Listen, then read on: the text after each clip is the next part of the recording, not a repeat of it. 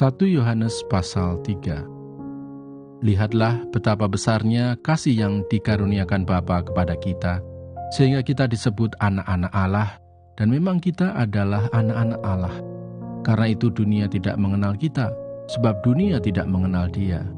Saudara-saudaraku yang kekasih, sekarang kita adalah anak-anak Allah, tapi belum nyata apa keadaan kita kelak. Akan tetapi kita tahu bahwa apabila Kristus menyatakan dirinya, kita akan menjadi sama seperti Dia, sebab kita akan melihat Dia dalam keadaannya yang sebenarnya. Setiap orang yang menaruh pengharapan itu kepadanya, menyucikan diri sama seperti Dia yang adalah suci.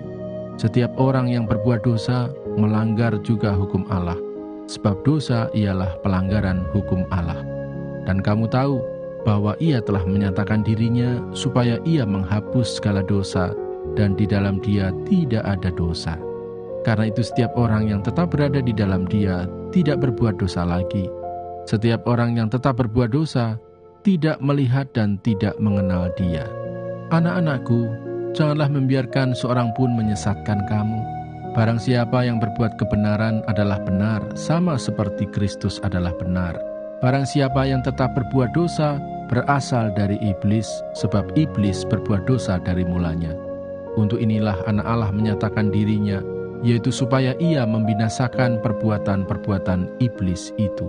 Setiap orang yang lahir dari Allah tidak berbuat dosa lagi, sebab benih ilahi tetap ada di dalam Dia, dan ia tidak dapat berbuat dosa karena ia lahir dari Allah. Inilah tandanya anak-anak Allah dan anak-anak iblis. Setiap orang yang tidak berbuat kebenaran tidak berasal dari Allah. Demikian juga barang siapa yang tidak mengasihi saudaranya. Kasih terhadap saudara sebagai tanda hidup baru. Sebab inilah berita yang telah kamu dengar dari mulanya, yaitu bahwa kita harus saling mengasihi, bukan seperti Kain yang berasal dari si jahat dan yang membunuh adiknya. Dan apakah sebabnya ia membunuhnya? Sebab segala perbuatannya jahat dan perbuatan adiknya benar. Janganlah kamu heran, saudara-saudara, apabila dunia membenci kamu. Kita tahu bahwa kita sudah berpindah dari dalam maut ke dalam hidup, yaitu karena kita mengasihi saudara kita.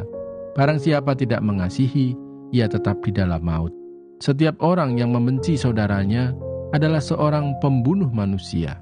Dan kamu tahu bahwa tidak ada seorang pembunuh yang tetap memiliki hidup yang kekal di dalam dirinya.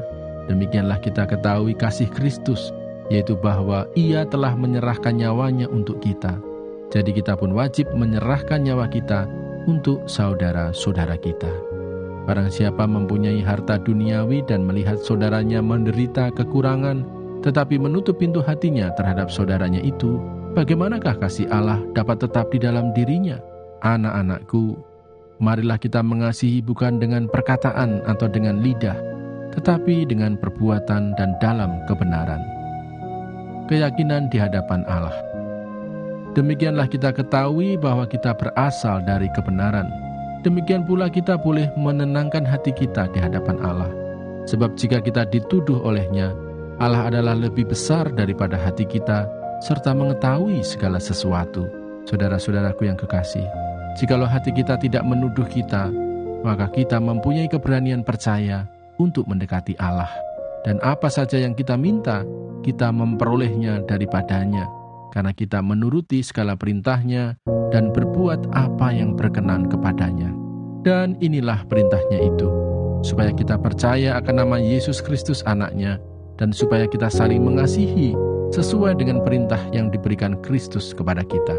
Barang siapa menuruti segala perintahnya, ia diam di dalam Allah, dan Allah di dalam dia. Dan demikianlah kita ketahui bahwa Allah ada di dalam kita, yaitu Roh yang telah Ia karuniakan kepada kita. 1 Yohanes pasal 4. Roh Allah dan roh anti-Kristus. Saudara-saudaraku yang kekasih, janganlah percaya akan setiap roh, tetapi ujilah roh-roh itu, apakah mereka berasal dari Allah. Sebab banyak nabi-nabi palsu yang telah muncul dan pergi ke seluruh dunia. Demikianlah kita mengenal roh Allah. Setiap roh yang mengaku bahwa Yesus Kristus telah datang sebagai manusia berasal dari Allah. Dan setiap roh yang tidak mengaku Yesus tidak berasal dari Allah.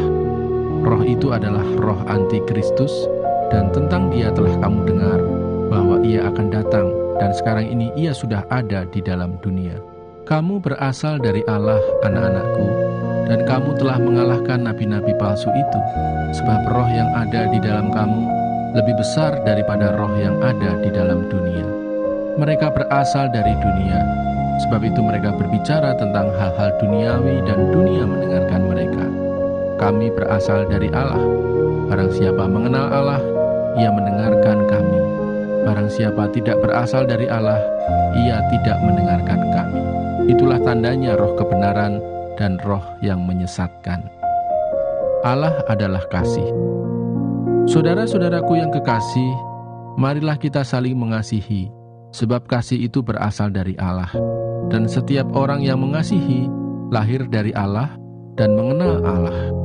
Barang siapa tidak mengasihi, ia tidak mengenal Allah, sebab Allah adalah kasih. Dalam hal inilah kasih Allah dinyatakan di tengah-tengah kita, yaitu bahwa Allah telah mengutus anaknya yang tunggal ke dalam dunia, supaya kita hidup olehnya. Inilah kasih itu, bukan kita yang telah mengasihi Allah, tetapi Allah yang telah mengasihi kita, dan yang telah mengutus anaknya sebagai pendamaian bagi dosa-dosa kita. Saudara-saudaraku yang kekasih, jikalau Allah sedemikian mengasihi kita, maka haruslah kita juga saling mengasihi. Tidak ada seorang pun yang pernah melihat Allah. Jika kita saling mengasihi, Allah tetap di dalam kita, dan kasih-Nya sempurna di dalam kita.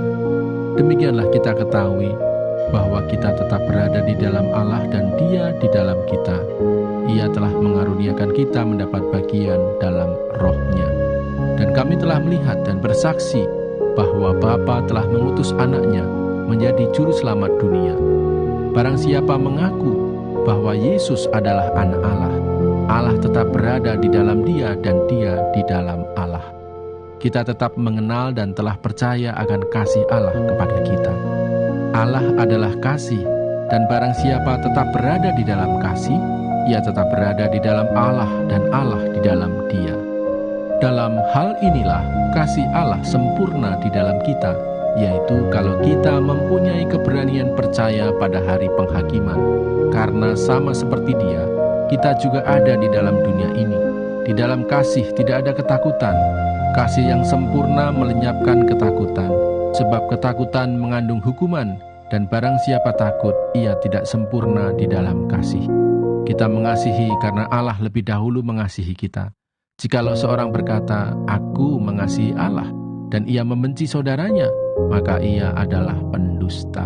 Karena barang siapa tidak mengasihi saudaranya yang dilihatnya, tidak mungkin mengasihi Allah yang tidak dilihatnya. Dan perintah ini kita terima dari Dia. Barang siapa mengasihi Allah, ia harus juga mengasihi saudaranya.